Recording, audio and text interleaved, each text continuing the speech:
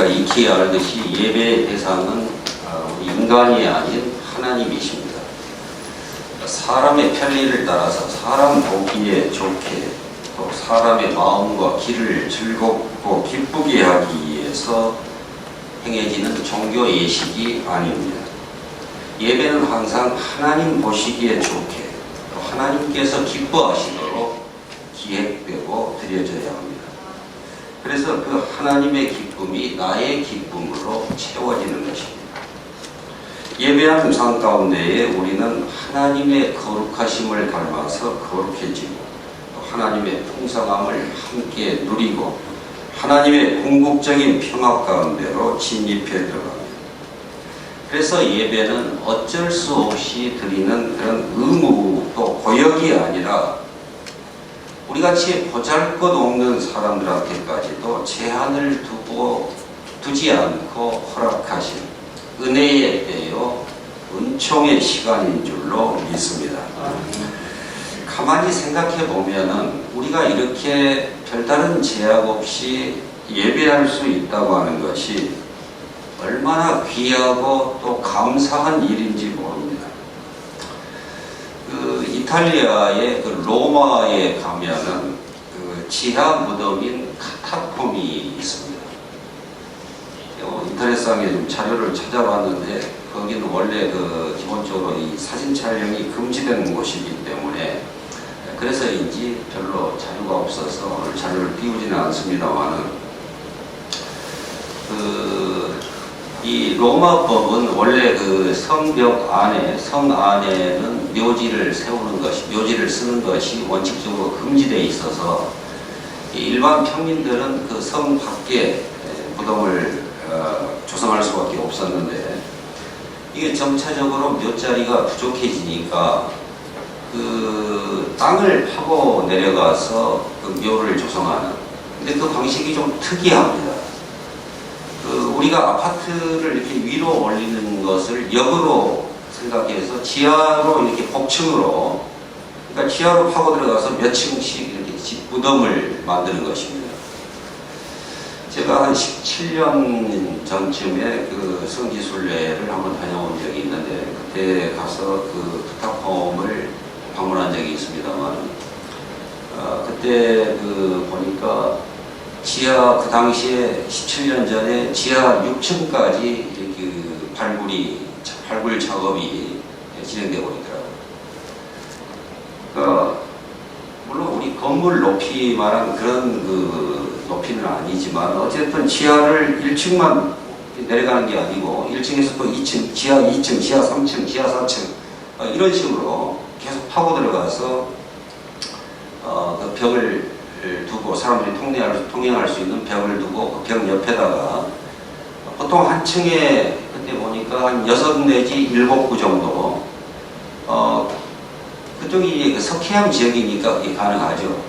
그래서 그 이 벽에다가 이렇게 층층이 또 거기다가 또 한 6구 정도, 7구 정도를 층으로 집어넣을 수 있도록 시신을 그런 식으로 이렇게 만든 지하 무덤입니다. 그 규모가 우리가 생각하는 수준이 아니고 어마어마합니다. 그 개별적으로 들어갔다가는 틀림없이 길을 잃어버리기 때문에 인솔자가 없이는 절대 들여보내지를 않습니다. 그러고 보니까 우리 교회에도 그저 지지난해인가 언제 한번 그 성지순례 다녀오셨다는데 혹시 카타콤을 다녀오셨나요? 네. 카타콤도 그게 한 군데만 있는 게 아니고 여러 군데가 있어서 소규모의 카타콤도 있고 상당히 대규모의 카타콤이 있는데 그때 우리는 뭐 지하 3층 정도까지 내려가 봤던 기억이 있습니다만 지금은 이제 조명 시설이 돼 있어서 일종의 관광 상품이 돼 있기 때문에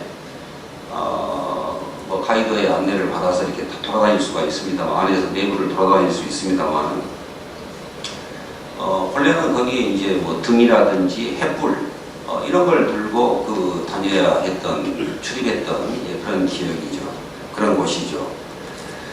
그러니까 지하로도 보통 깊이가 한 10에서 15m 정도로 이렇게 무덤들이 조성되어 있는 것입니다.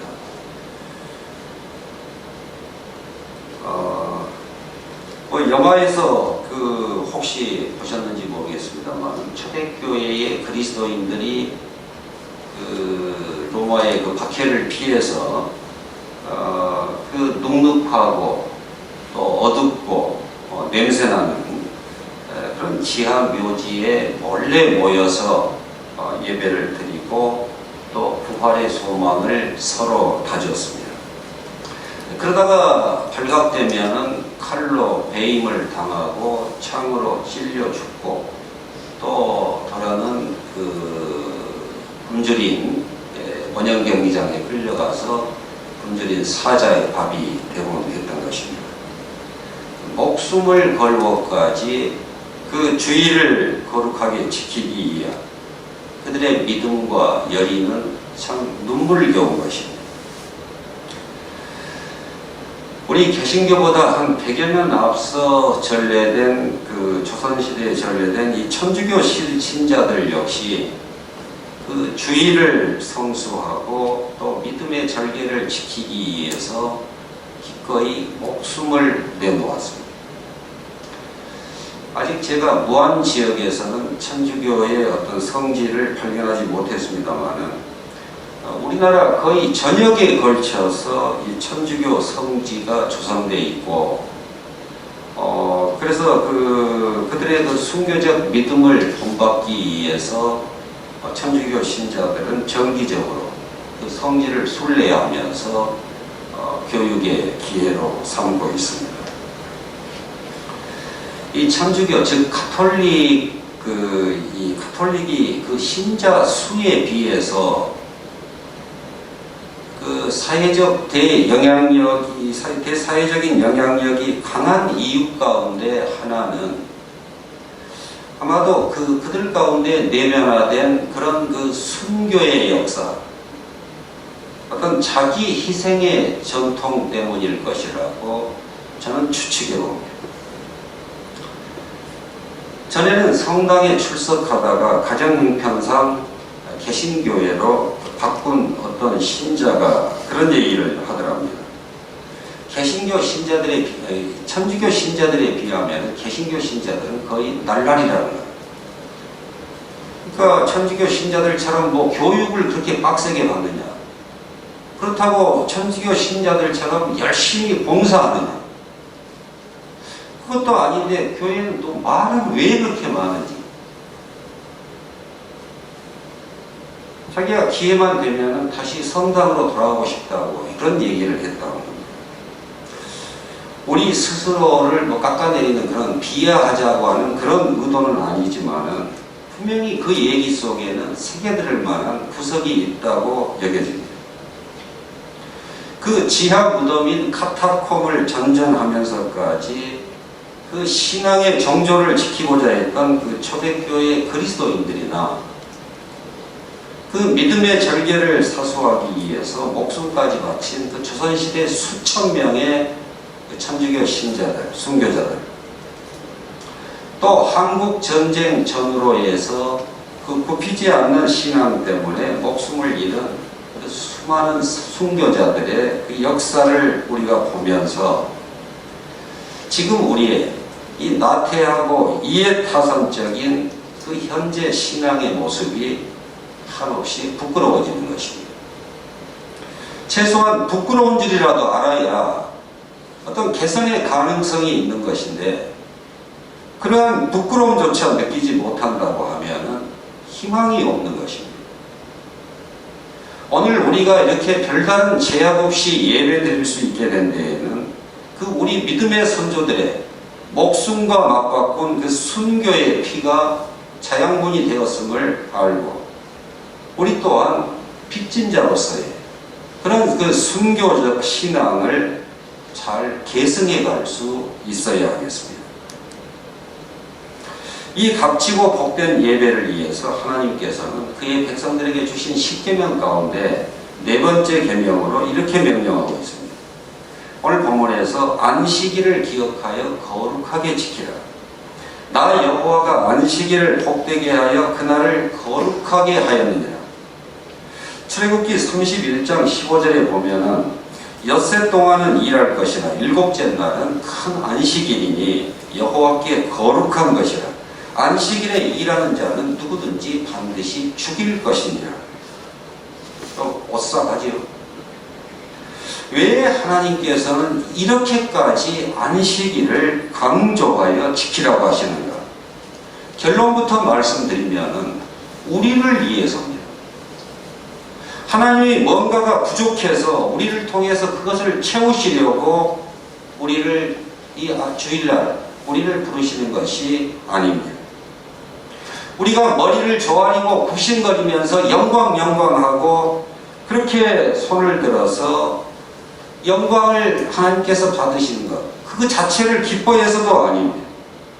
우리가 자녀들을 사랑하는 까닭에 다른 이유가 아닌 사랑 때문에 우리가 요모조모로 자녀들의 삶에 개입하고 이런저런 조언을 아끼지 않듯이 하나님 역시 우리를 사랑하는 것 때문에, 사랑 때문에, 그래서 우리의 평강과 우리의 안녕과 행복을 위해서 안식일을 거룩히 지키라 하십니다. 우리가 생활 속에 묻혀 살아가다 보면은 그 자체에 함몰되는 경향이 있습니다. 우리가 공부하고 결혼하고 직장생활하고 취미생활하는 것, 이 모든 것들이 궁극적으로는 하나님 안에서의 행복한 삶을 살고자 하는 것인데, 공부나 결혼, 직장, 돈, 그 자체가 우리 삶의 목적이 되고 마는 경우가 흔한 것입니다. 돈이라고 하는 것이 우리의 삶을 윤택하게 하고 행복하게 하기 위한 한 수단으로 필요한 것인데, 돈 그 자체가 목적이 되어서 돈만 쫓아다니다가 결국 더불어 살아가는 그 이웃들과의 풍성한 교제의 기쁨을 누리지 못하고, 또 삶의 그 다양한 무늬와 색상의 그 아름다움을 누리지도 못한 채 덧없이 가는 사람들이 얼마나 많습니다. 공부하고 연구하는 것도 그 하나님의 오묘한 창조의 비밀을 숨바꼭질하듯이 찾아가고 그 안에서의 법칙과 질서를 찾아서 그 모든 피조물에 행복하고 의미 있는 삶을 추구하는 그 인간의 지적 활동인 것인데, 연구를 위한 연구, 그것 자체가 목적이 되다 보니까 얼마 전에 있었던 그 황우석 연구팀과 같은 그런 사건들이 눈앞에서 화차시 일어나고 있는 것 아닙니까? 본래적인 사명을 잃어버리고 집단 이기주의에 함몰된 이 작금의 검찰 조직의 행태는 또 어떠합니까? 정당한 목적과 그리고 바른 목표를 상실한 그런 맹목적 열심은 허망할 뿐만 아니라 공동체에 큰 해악으로 작용하기 쉽습니다. 우리가 하고 있는 일이, 우리가 지금 가고 있는 길이, 우리의 선택과 결정이 과연 하나님께서 기뻐하시는 그런 바른 목적을 향해서 우리가 나아가고 있는지, 그것을 수시로 점검하고 그 궤도를 수정할 줄 아는 사람이 지혜로운 사람인 줄로 믿습니다. 우리 하나님의 백성들은 만물의 창조주여 섭리자 되시는 그 하나님의 지혜 앞에 겸손하게 나와서 그분의 말씀과 그분의 권고에 귀를 기울이고 우리 삶의 방향과 우리 일의 우선순위를 재조정하고 또 새롭게 설정합니다. 이런 기회는 어쩌다가 그냥 생각날 때 그때그때 하는 것이 아니라 자주자주, 아니 보다 더 좋기로는 그것을 정말 정례화할 필요가 있습니다. 그 시간은 지금 자신이 서 있는 그 좌표를 확인하고 자기가 날아가야 할 그 방향을 다잡는 시간이어야 합니다. 그러니 이 시간이 얼마나 귀한 시간입니까? 빠른 속도감을 즐기는 어떤 사람이 있었습니다. 근데 이 사람이 어느 날 자동차를 살펴보다가, 야, 이 브레이크, 이게 내가 좀 더 빨리 나가는데 자꾸 방해가 되는 걸리적거리는 장치 아니냐. 이게 없으면 더 빨리 달릴 수 있지 않을까? 그래서 브레이크를 제거해 버렸습니다. 어떤 일이 일어났겠습니까? 브레이크 없는 자동차가, 야, 이제 뭐 브레이크도 없겠다. 한번 실컷 제대로 한번 달려보자. 그렇게 빨리 달릴 수 있을 것 같습니까? 천만의 말씀입니다. 오히려 벌벌벌 떨면서 갈 수밖에 없을 것입니다. 브레이크는 얼핏 보면 차의 진행을 가로막는, 또 방해하는 그런 장치 같지만은 실은 어떻습니까? 차가 제 기능을 발휘해서 더 안전하고 더 빨리 목적지로 달려갈 수 있도록 돕는 장치인 것입니다. 그래서 브레이크의 이 소중함을 모르고 귀찮아하고 그것을 할 수만 있으면 제거해 버리려고 하는 그런 어리석음이 발동하는 것입니다. 이 멈춤 장치인 브레이크가 있기 때문에 우리는 보다 더 안전하고 빠르게 목적지에 도착할 수 있게 됩니다. 안식일도 이와 같습니다. 그저 그냥 빨리 멀리만 달리려고 하는 우리를 잠시 멈춰 세우는 날입니다. 우리가 먹고 사느라고 혹은 어떤 지나친 욕심 때문에 우리 호주머니 속에다가 적어 넣어두고 좀처럼 꺼내보지 못하는, 그러나 우리 인생에 정말 척추가 되는 그런 질문들을 상기시키는 날입니다. 우리가 참으로 바라고 구할 것이 무엇이며, 우리는 어떤 존재가 되어야 하는지, 무엇을 우리 인생의 최고의 가치, 최고의 목표로 설정하고 살아가야 하는지, 하나님께서 우리에게 그러한 자기 성찰의 시간으로 주신 날이 바로 안식일입니다. 하나님과의 교제를 통해서 우리의 삶의 방향과 속도를 재조정하는 거룩하고 복된 날인 것입니다.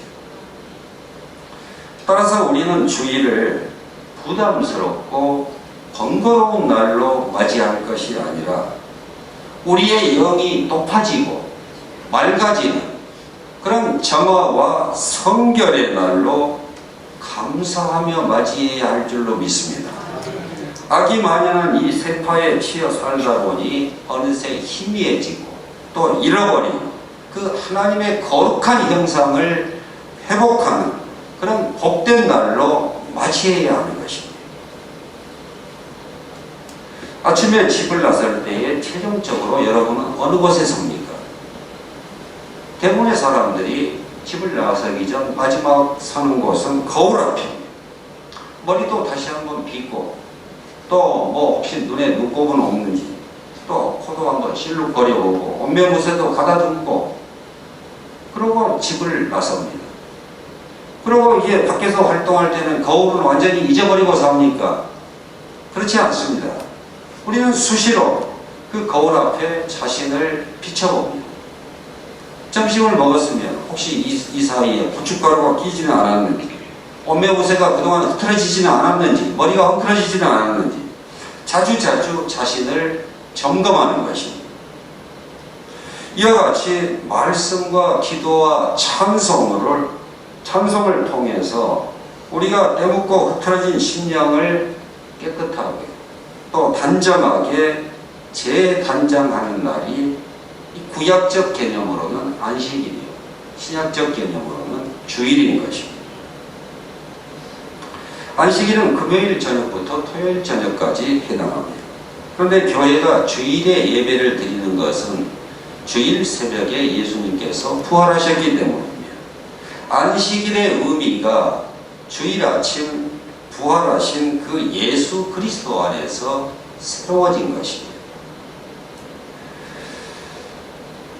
성공하는 사람들의 7가지 습관이라고 하는 굉장히 많이 읽히고 팔려나갔던 그 책의 저자인 스티븐 코비가 그 책에서 가장 강조해서 하는 얘기는 이런 내용입니다. 보통의 사람들은 일을 처리할 때 어느 일이 더 급한가, 긴급한가, 이것에 따라서 일을 쫓아다닌다는 거예요. 그런데 성공하는 사람들은 급하다고 여겨지는 일을 먼저 처리하는 게 아니고 중요하다고 생각되는 일을 먼저 쫓아간다는 거예요. 그게 차이점이라는 겁니다. 성공하는 사람들의 그 일의 우선순위가 다르다는 얘기입니다. 여러분이나 저나 우리 모두는 성공적인 인생을 다 소망합니다. 그렇다면 우리가 어떤 일부터 시작해야 하겠습니까? 긴급하게 여겨지는 일, 그것은 항상 우리 주변에 줄을 서서 기다리고 있습니다. 이쪽 일을 처리하고 나면 저쪽에 또 해야 할 일들이 잔뜩 쌓여 있습니다. 그렇게 긴급하다고 여겨지는 일을 우선적으로 쫓아다니다 보면은 우리 일생은 평생 뒷공무니만 쫓아다니다가 허우적대다 종치기 십상인 것입니다. 세상 일 다 볼 것 다 보고 그 남는 그 짜투리 시간을 하나님께 할애하는 사람은 결국 하나님으로부터도 그런 그 짜투리만큼의 결실을 남기는 초라한 인생 성적표를 결과로 받아들게 될 것입니다. 하나님께서 과연 그렇게 부차적인 순위로 대우받아도 될 분일까요? 삶의 우선순위를 바로 설정할 수 있어야 일의 중요도를 잘 가려내야 합니다. 우리가 한 주일 살고 그 뒤끝에 하루를 하나님과 교제하면서 쉬는 날이 안식일이 아닙니다. 하나님께서 거룩하게 구별하신 이 주일에 하늘로부터 오는 그 은혜와 권세를 덧입어서 그 힘과 능력으로 그 한 주간을 우리가 죄와 악을 물리치고 이 어둠의 세상 주관자들과 하늘에 있는 악한 영들을 제압하고 하늘나라의 시민답게 승전가를 부르며 전진하는 삶, 그것이 바른 순서인 것입니다. 사랑하는 성도 여러분, 아무리 급하다고 해서 우리가 못을 벽에다가 거꾸로 박아야 되겠습니까? 못의 머리 쪽을 벽에다 대고 그 날카로운 부분을 망치로 때려야 되겠느냐 이 말입니다. 그렇게 하면은 힘만 소진할 뿐이고 어찌 벽에 박혔다 할지라도 사람에게 큰 해를 끼치게 되고 마는 것 아니겠습니까? 모든 일에는 순서와 방향이 있습니다. 우리가 바른 방향을 향해서 바른 순서로 일을 처리해 갈 때에 그 일의 결국이 형통함을 얻게 될 것입니다. 하나님께서 우리를 위해서 은혜로 정해주신 이 주일, 우리가 만사 지쳐두고 하나님께 나아가서 마땅히 경배받으실 그 하나님을 찬양하고 그 다함이 없으신 지혜와 섭리 앞에 겸손히 무릎 꿇고 귀 기울이는 것이 우리의 인생을 참으로 의미 있고 또 행복하게 성공적으로 채우는 그런 삶의 가장 우선되는 제1의 원리인 것을 우리가 이 시간 다시 한번 확인하고 새기는 여러분들이 되시기를 바랍니다. 기도하겠습니다. 하나님께서 거룩하고 또 복되게 하신 날을 기쁨과 감사함으로 지키는 우리 모두가 되게 하여 주시옵소서. 일상을 중단하고 주님 앞에 나오는 이 잠깐 멈춤의 시간이 우리를 번거롭게 하고 제약하는 시간이 아니라 실상은 우리의 삶을 보다 안전하고 편안하게 인도하는 그런 복된 시간인 것을 깨달아서 감사와 찬송으로 주의 전에 나아갈 수 있는 우리 모두가 되게 하여 주시옵소서. 우리를 사랑하시고 우리를 늘 구원과 생명 진리의 길로 인도하시는 우리 주 예수 그리스도 이름으로 기도하옵나이다. 아멘.